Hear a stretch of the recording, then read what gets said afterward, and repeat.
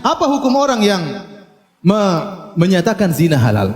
Perhatikan sini. Syekhul Islam Ibnu Taimiyah rahimahullah punya, dan ini pendapat para ulama, dari Syekhul Islam Taimiyah dari mazhab Hambali, dan Qarafi dari mazhab Maliki, Imam Nawawi dari mazhab Syafi'i. Mereka menjelaskan ada perkara-perkara yang masih samar, mungkin orang tidak tahu kekufuran tapi orang tidak tahu hukumnya. Kalau dia melakukannya, maka tidak bisa langsung kita kafirkan. Kita harus tegakkan hukum apa? Tegakkan hujjah. Kita berusaha hilangkan syubhat. Disebut dengan iqamatul hujjah wa izalatus syubhat. Dan ini sering disampaikan oleh Taimiyah rahimahullah taala. Meskipun masalah syirik. Saya bacakan perkataan Syekhul Islam Taimiyah rahimahullah dalam Syirik Akbar. Kata beliau, "Ulima bid-darurah annahu lam yusra' li ummatihi an tad'u ahadan minal amwat." Telah diketahui secara darurat, semua orang tahu, Nabi tidak pernah menyuruh umatnya untuk berdoa kepada mayat. Tidak boleh, ini syirik akbar. Lal anbiya, tidak boleh kepada para nabi. Wala salihin wala ghairin, tidak boleh minta kepada orang soleh maupun para nabi. La bilafzil istighatsah, atau yang lain, bukan dengan lafal astaghitsuka, ya Nabi aku beristighatsah kepada engkau wahai Abdul Qadir Jilani. Ini syirik jelas. Ya. Dan seterusnya. Bal na'lamu annahu naha an kulli hadhil umur, dan kita tahu Nabi melarang ini seluruhnya. Wa anna dzalika minasyirki, dan ini termasuk syirik. Alladzi haramallahu ta'ala wa rasuluhu, yang diharamkan oleh Allah dan Rasulnya. Walakin li ghalabatil jahli wa qillatil ilmi bi atharis risalah fi katsirin minal mutaakhirin lam yumkin takfiruhum bidzalik. Akan tapi karena tersebarnya kejahilan yang menimpa orang-orang belakangan dan hilangnya ajaran-ajaran risalah, ya, maka tidak mungkin kita kafirkan mereka secara langsung. Hatta yatabayyana lahum ma ja'a bihi Rasul, sampai kita tegakkan hujah, mereka ngerti dulu baru boleh kita kafirkan. Ini syirik besar. Ternyata orang terjerumus dalam syirik besar tidak mungkin tidak boleh kita langsung kafirkan. Kenapa? Karena mereka tidak tahu kalau ini syirik. Apalagi sebagian dai menyuruh demikian. Sehingga mereka menyangka ini adalah apa?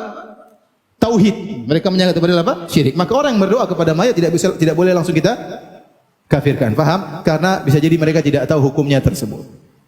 Lain halnya dengan perkara-perkara yang jelas. Perkara-perkara yang jelas yang semua orang tahu, ya.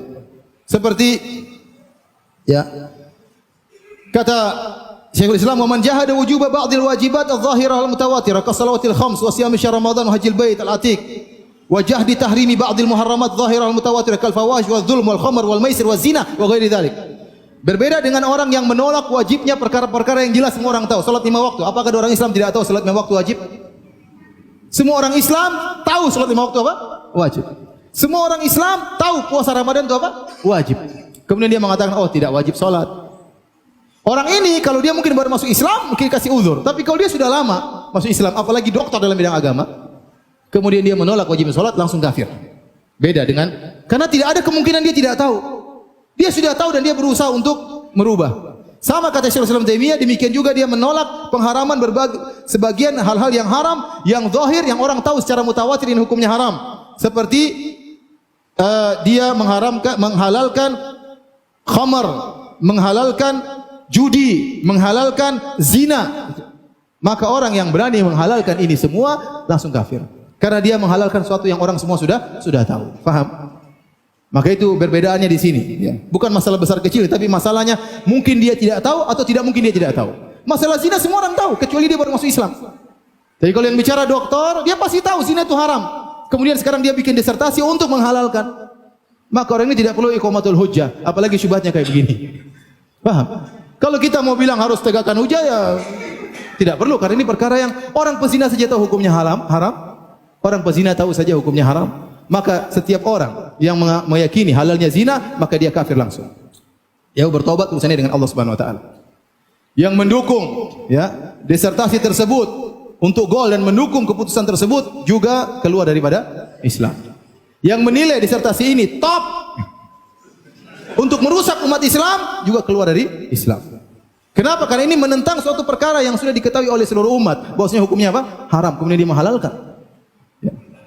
Beda, banyak hal-hal yang orang tidak tahu, atau mungkin dia baru masuk Islam, kita kasih uzur. Ada orang baru masuk Islam, kemudian minum khamar, ya dia nggak tahu, dia dulu waktu masih selain agama lain, oh ini halal, kenapa haram? Dia nggak tahu, wajar baru masuk Islam. Tapi kalau dokter agama, ya, kemudian teler, kemudian dia main sama perempuan di hotel sana, ya, dia bilang halal, maka ini tidak ada uzur bagi dia. Kalau dia mau bertobat silahkan merubah akidahnya.